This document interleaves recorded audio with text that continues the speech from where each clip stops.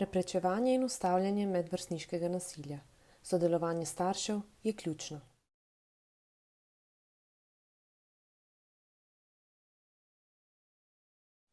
Medvrstniško nasilje je ciljno usmerjena, praviloma ponavljajoča se uporaba ali hujši enkraten dogodek telesnega, psihičnega, spolnega in ali materialnega nasilja ene osebe ali skupine nad vrstnikom, vrstnico, vrstniško skupino, med katerima oziroma katerimi je moč neenakomerno porazdeljena. Medvrstniško nasilje se lahko dogaja v šoli, izven šole, v živo ali in na spletu.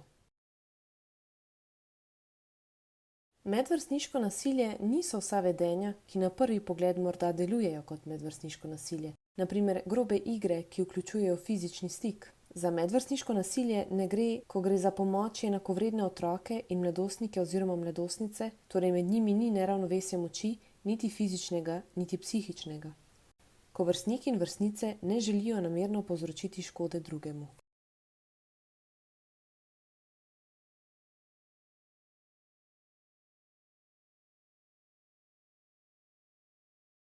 Konflikti so običajen del medosebnih odnosov. Do njih pride, ko imamo drugačna mnenja, potrebe, želje, cilje. Večino konfliktov ljudje razrešimo brez nasilja. Konflikt ni nasilje. Nasilje ni običajen del medosebnih odnosov. Vsak pretep ni medvrstniško nasilje. Običajne medvrstniške interakcije, igra, preskušanje moči, pozicioniranje, potrjevanje so lahko za mladostnika, mladostnico neprijetne, a to ni medvrstniško nasilje.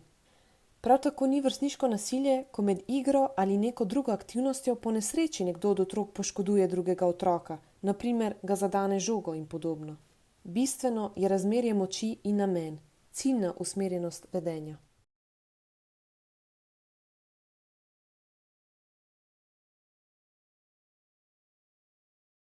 Fizično nasilje, na primer porivanje, brcanje, pretepanje. Psihično nasilje, na primer zbadljivke, poniževanje, grožnje, izločanje iz družbe, širjenje govoric. Spolno nasilje, na primer otipavanje, siljenje ali prisiljenje v različne spolne aktivnosti, opazke s spolno vsebino, objave fotografij, sporočil s spolno vsebino, ki jih druga oseba ne želi. Materialno nasilje, na primer kraje, poškodovanje oblačil, predmetov. Spletno nasilje, na primer širjenje govoric preko spleta ali pošiljanje žaljivih telefonskih sporočil.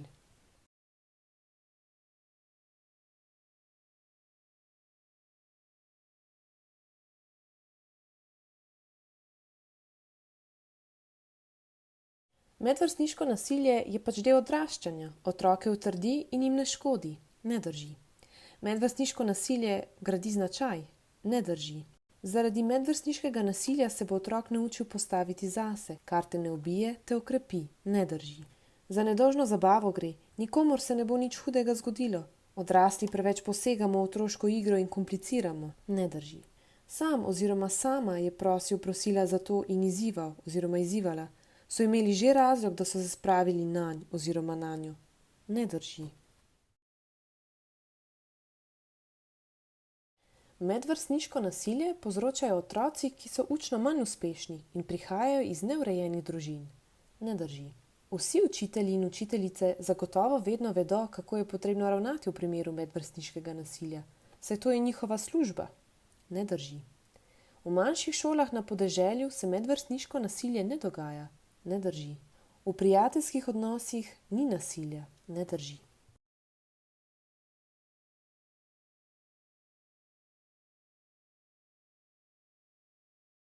Da vemo, kdaj in kako se vmešati v odnose med otroki. Konflikte zmorejo rešiti otroci sami, medvrstniškega nasilja pa v večini primerov ne. Da lahko otroku pomagamo naučiti se, kako se ustrezno odzvati v primeru medvrstniškega nasilja. Da znamo prepoznati, kdaj je otrok v stiski, ker doživlja medvrstniško nasilje, tudi če nam sam še ne želi ali zmore povedati o tem. Da se znamo in uspemo na pravi način odzvati in delujemo v dobro vseh vpletenih otrok. Da smo del rešitve in ne del problema.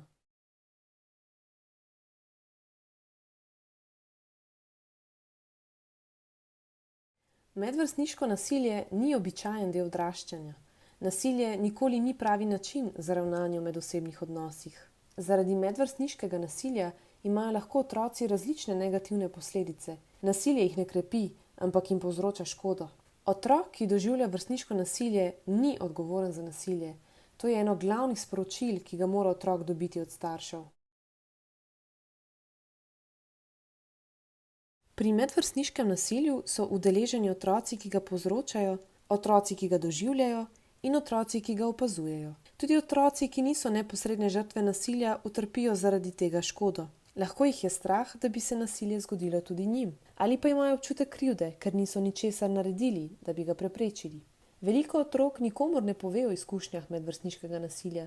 Pogosto jih skrbi, da bi bili tožibabe. Skrbi jih tudi, da bi se situacija še poslabšala, če bi povedali o nasilju. Lahko jih je sram in se počutijo ponižane, ker se ne znajo braniti. Za uspešno preprečevanje in ustavljanje nasilja je pomembno, da se odrasli dosledno odzivamo na zaznano nasilje in ne zmanjšujemo njegove teže, škodljivega vpliva. Odrasli smo odgovorni za ustavljanje medvrstniškega nasilja.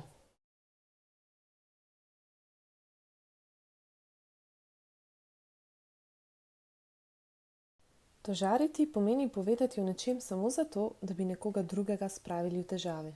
Povedati o problemu pomeni poiskati pomoč, da bi zaščitili svoje pravice ali pravice nekoga drugega, da je varen, močan in svoboden. Spodbujajte otroka, da pove o problemu in o tem, da on ali kdo drug od otrok potrebuje pomoč. Tako ne bo v dvomu, kaj ne naredi, če bo opazil ali doživel medvrstniško nasilje.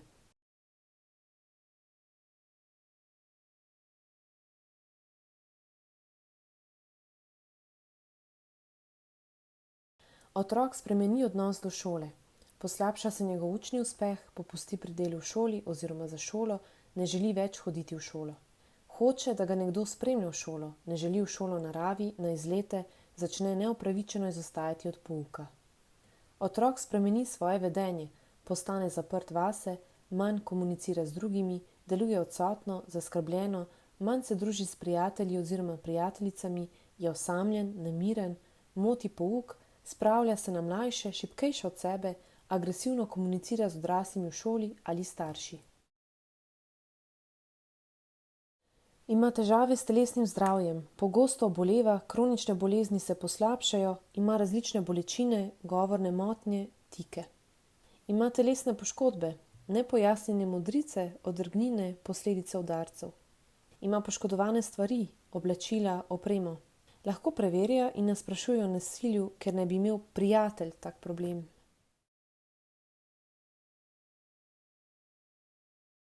Opazimo, da je izločen iz družbe vrstnic in vrstnikov.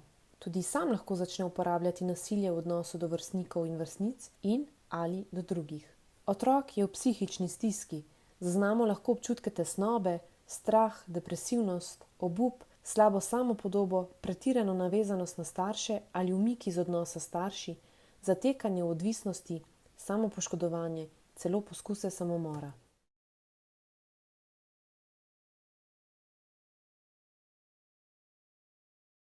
Če pri svojem otroku opazite enega ali več od naštetih znakov in posumite, da doživlja nasilje, se z njim pogovorite. Ne delajte prehitrih zaključkov, saj otroka morda obremenjuje nekaj drugega in ne medvrstniško nasilje. Vsekakor po naštetih znakih najbrž potrebuje vašo pozornost in pomoč.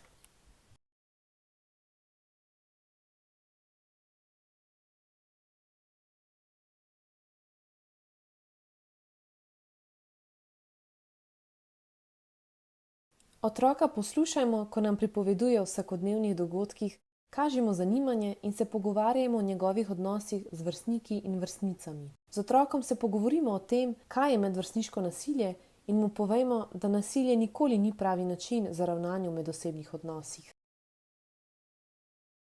Pogovorimo se o tem, kako bi se lahko otrok odzval na morebitno nasilje. Predstavimo mu različne možnosti. Reci, ne dovolim, takoj nehaj. Pojdi stran. Prosi vrstnike in vrstnice, da ti pomagajo. Povej odraslim, ki jim zaupaš. Z otrokom vadimo možne odzive. Uporabimo na primer igro gledališča, v kateri skupaj z otrokom igramo, kako bi odločno rekli ne nekomu, ki ravna nasilno.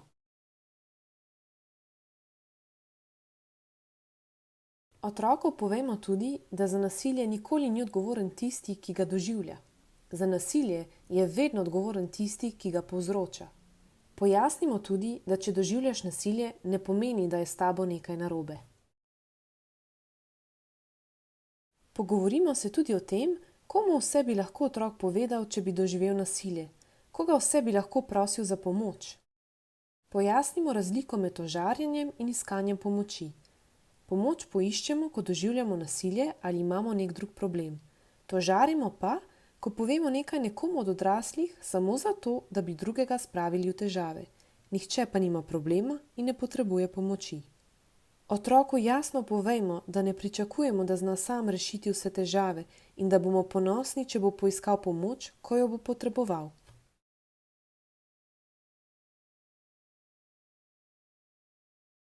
Otroku povejmo, da mu bomo verjeli in pomagali, če bo imel problem in se bo obrnil na nas. Spregovorimo lahko tudi o svojih izkušnjah z medvrstniškim nasiljem, da ne bo mislil, da se nasilje dogaja samo njemu. Naučimo otroka, kako zdržati z neprijetnimi čustvi in frustracijami.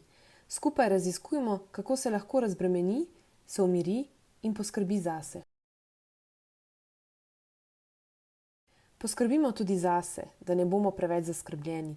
Vsak otrok ima slabe dni, ni treba preprečiti in razrešiti vseh njegovih težav. Zaupajmo mu, da marsikaj zmore tudi sam. Bodimo pa mu na voljo, kadar potrebuje pomoč.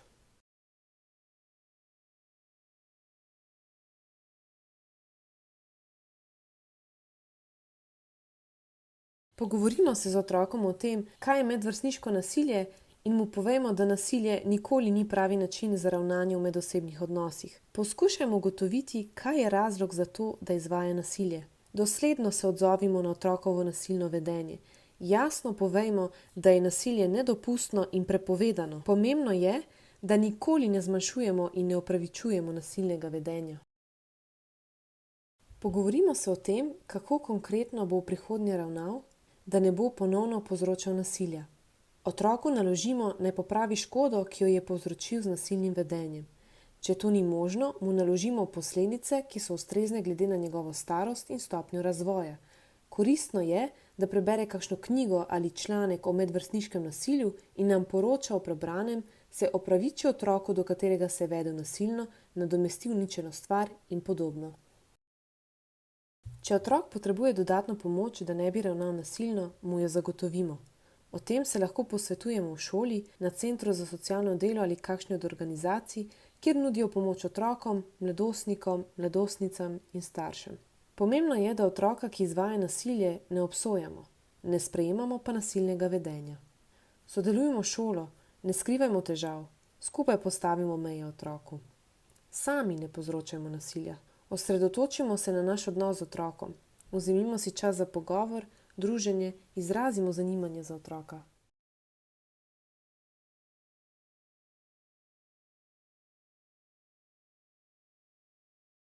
Pomembno je, da razumemo, da so otroci, ki so priče medvrstniškemu nasilju, posredne žrtve nasilja in lahko prav tako utrpijo škodo zaradi nasilja. Ti otroci lahko s svojim odzivom vplivajo na to, da se medvrstniško nasilje nadaljuje, stopnjuje ali zmanjša in ustavi. Pogovorimo se o tem, kaj se je zgodilo oziroma kaj se dogaja, kdo je vpleten, kako se otrok počuti ob tem. Pogovorimo se o tem, kaj je medvrstniško nasilje. Otroka poslušajmo, ne hitimo z nasveti. Skupaj z otrokom raziščimo različne možnosti, kako se odzvati. Z otrokom se pogovorimo o pomoči, ki je na voljo.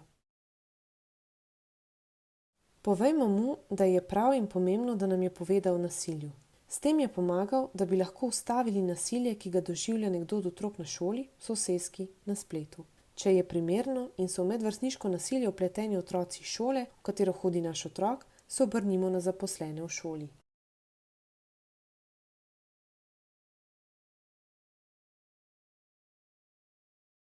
Najprej vprašajmo o tem, kaj se je zgodilo oziroma kaj se dogaja. Otroka spodbujajmo, da nam pove o svoji izkušnji. Poslušajmo, ne hitimo z odzivi. Otroku zagotovimo čustveno podporo. Sprejmimo vsa otrokova čustva in jih ne vrednotimo. Otroku povemo, da je dobro, da nam je povedal o nasilju. Pojasnimo, da je normalno, da smo zaradi izkušenj nasilja v stiski, nas je strah, občutimo jezo, žalost in podobno. Rečemo lahko na primer: verjamem, da ti je bilo težko. Tudi jaz bi se prestrašila, če bi se mi zgodilo kaj takega. Ne hitimo z dajanjem nasvetov, z otrokom raziskujmo različne možnosti, kako bi lahko ravnal, če se še kdaj zgodi kaj podobnega. Vključimo ga v proces iskanja rešitev. Otroku povejmo, kako bomo ukrepali. Ukrepajmo po razmisleku. Povežimo se in sodelujmo s šolo. Šola in ne mi naj opravi pogovor z otrokom, ki je povzročil nasilje, in njegovimi starši. Če otrok zaradi posledic nasilja potrebuje strokovno, psihološko, psihoterapevtsko pomoč, mu jo zagotovimo. Otroka ne obremenimo s svojimi čustvi stisko. O svoji stiski govorimo z drugimi odraslimi.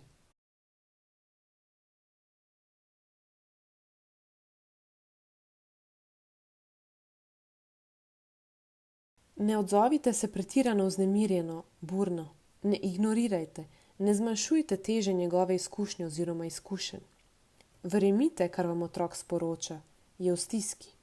Otroka poslušajte na neobsojajoč način, brez moraliziranja. Potrdite otrokova čustva. Otrok bo v svojih izkušnjah morda govoril z direktnimi, slikovitimi izrazi. Bodite pripravljeni. Ne izogibajte se temam, ki vas spravljajo v zadrego. Otroku dajte vedeti, da se lahko z vami pogovarja o vsem, kar ga teži. Ne sklepajte prehitro. Naj otrok pove svojo zgodbo, ne delajte takoj zaključkov. Otroku zagotovite, da vam ni vseeno in da ni kriv oziroma odgovoren za nasilje. Opogumite ga, pomagajte mu aktivirati, krepiti njegove moči.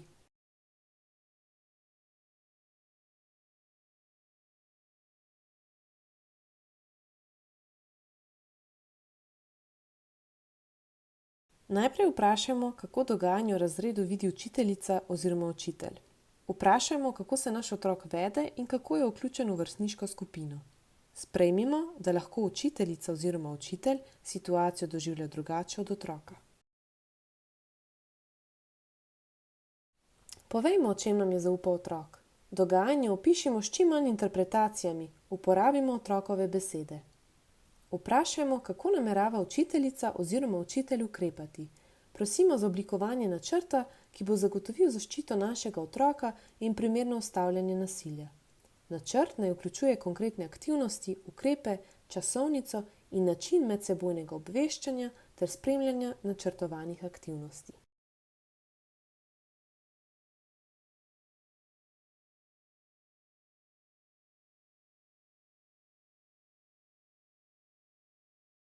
Odzovejo se burno, z veliko jeze ali žalosti, razočaranja in s tem otroku praviloma povzročijo dodatno stisko. Sami opravijo pogovor z drugim otrokom ali starši. S šolo se ne pogovarjajo, ne sodelujejo, ampak jim grozijo, prekinejo konstruktivno komunikacijo. Odzovejo se skrajno, tako da katastrofizirajo situacijo ali pa zmanjšujejo problem, težo nasilja. Brez prvotnega pogovora v šoli s ciljem oblikovanja načrta za ustavljanje nasilja se obrnejo na medije, odvetnika oziroma odvetnico in policijo.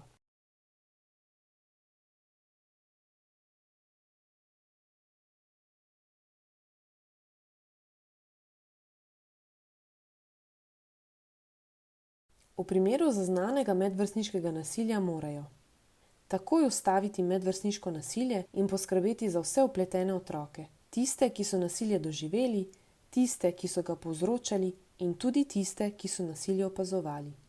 Narediti načrt za zaščito otroka, ki je žrtev nasilja.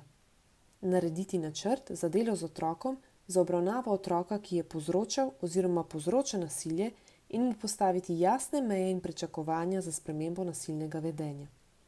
Če je potrebno, se morajo pogovoriti o dogodku oziroma dogajanju tudi z otroki, ki so bili posredno udeleženi v situaciji nasilja, so opazili nasilje, so slišali za nasilje, so zaznali nasilje na spletu.